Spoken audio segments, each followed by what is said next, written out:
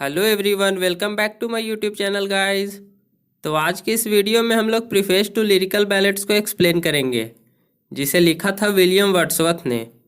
तो चलिए पहले जान लेते हैं कि ये प्रीफेस और लिरिकल बैलेट्स आखिर होता क्या है।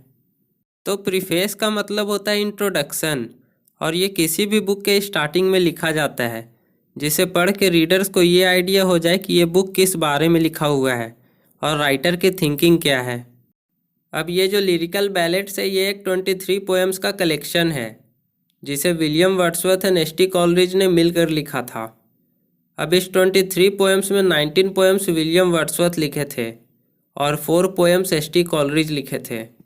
अब कुछ स्कॉलर्स का मानना है कि इस प्रीफेस को एस.टी. कॉलरिज लिखना चाहते थे, लेकिन लिरिकल बैलेट्स में most of the poem William Wordsworth की थी, तो प्रीफेस लिखने का भी उचित अधिकार इनका ही था। और इस बात को लेकर William Wordsworth and ST. Coleridge के बीच थोड़ा कॉन्फ्लिक्ट भी हो गया था। अब लिरिकल बैलेट्स को 4 एडिशंस में पब्लिश कराया गया था। फर्स्ट एडिशन पब्लिश हुआ था 1798 में, सेकेंड हुआ था 1800 में, थर्ड हुआ था 1802 में, एंड जो लास्ट एडिशन था वो पब्लिश हुआ था 1805 में। लेकिन जब लिरिकल बैलेट्स का फर्स्ट एडिशन आया था तो इसमें कोई भी प्रीफेस नहीं था, ओनली पोएम्स को ही पब्लिश करवा दिया गया था।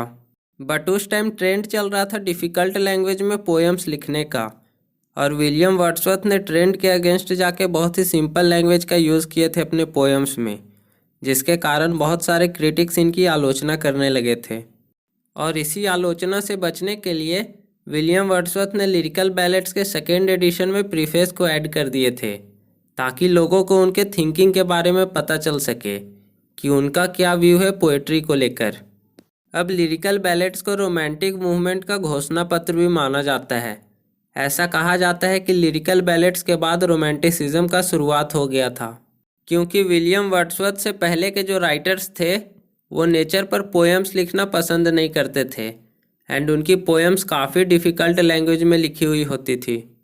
लेकिन William Wordsworth mainly nature and everyday life पर पोएम लिखना पसंद करते थे। विलियम वर्ड्सवर्थ देखना चाहते थे कि लोगों को सिंपल लैंग्वेज वाली पोएम्स पसंद आती है या नहीं, लेकिन लोगों ने इनकी पोएम्स को उम्मीद से ज़्यादा पसंद किया था। अब नेक्स्ट विलियम वर्ड्सवर्थ हमें पोएट्री का डेफिनेशन बताते हैं।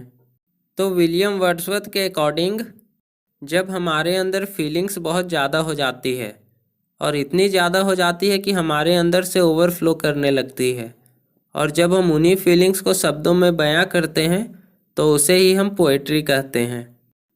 अब विलियम वर्ड्सवर्थ पोएट्री को साइंस से कंपेयर करते हैं और बोलते हैं कि पोएट्री साइंस से ज़्यादा सुपीरियर है, क्योंकि जब कोई साइंटिस्ट कुछ इन्वेंट करता है तो उस इन्वेंशन का खुशी उस साइंटिस्ट तक ही सीमित रह जाता है।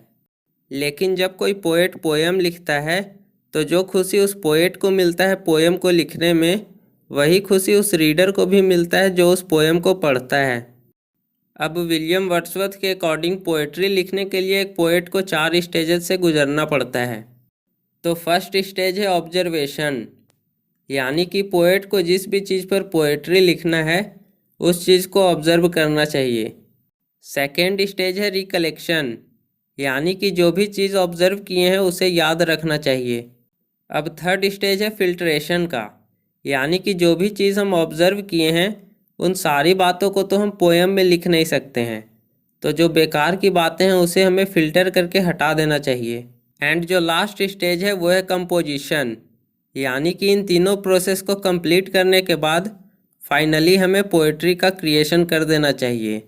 तो चलिए मैं आपको एक एग्जांपल के थ्रू समझाता हूँ।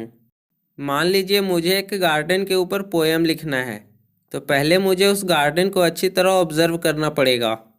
अब जो भी कुछ हम ऑब्जर्व किए हैं उसे हमें याद रखना चाहिए, क्योंकि हम तुरंत तो वहाँ पोएम लिख नहीं सकते, तो हमें उन सारी बातों को याद रखना पड़ेगा। अब जो भी कुछ हम ऑब्जर्व किए थे और जो भी कुछ हमें याद है उन सारी बातों को तो हम पोएम्स में लिख नहीं सकते, तो हमें बेकार की बातों को फ़िल्टर करके हटा देना चाहिए। एंड फाइनली फिर हमें पोएम कंपोज कर देना चाहिए। तो मैं इस वीडियो को यहीं पर एंड करता हूँ। आई होप आपको वीडियो पसंद आया होगा, एंड इस वीडियो का नोट्स आपको डिस्क्रिप्शन बॉक्स में मिल जाएगा। So thanks for watching this video, and if you like this video, please hit the like button and also subscribe to my YouTube channel.